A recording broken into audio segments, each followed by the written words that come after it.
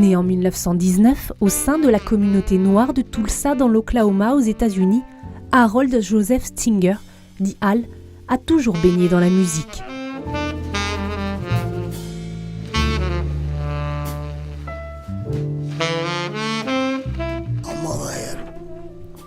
Ma mère avait des disques des meilleurs chanteurs de blues et aussi des chanteurs de gospel.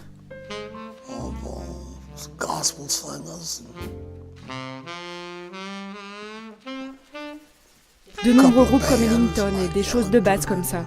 J'écoute la musique, j'aime la musique.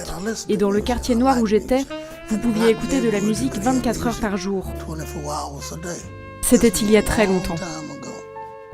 Après avoir joué dans les années 30 avec les plus grands orchestres noirs de l'époque, le jeune saxophoniste monte à New York en 1943.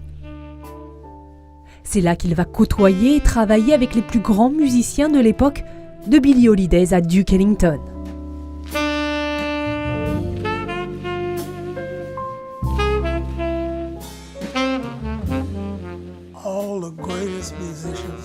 Tous les meilleurs musiciens venus de partout dans le monde voulaient aller à New York. C'était l'endroit où il fallait être. C'était l'endroit, New York, pas une autre ville. C'est à cette période également qu'il rencontre son premier gros succès. En 1948, son disque de rhythm and blues Cornbread va rester pendant plus de 4 mois en première place du hit parade des Race Records, classement réservé aux musiques noires.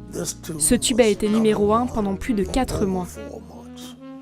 2 ans plus tard, en 1950, il enregistre également un disque pour la compagnie Mercury, un certain Rock Around the Clock. Près de 60 ans plus tard, c'est sa femme et productrice Arlette Singer qui va faire reconnaître ses droits sur ce morceau.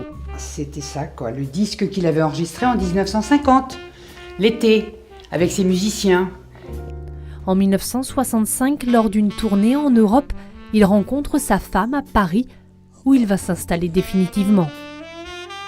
Vendredi 23 mars 2012, il débute au cabaret Ariel de Rueil-Malmaison une énième tournée avec son nouveau quintet. À 92 ans, le saxophoniste et chanteur Hal Singer nous livre une ballade unique dans l'histoire du jazz, faite de ses propres compositions et de reprises de tous ces grands musiciens qu'il a côtoyés tout au long de sa vie.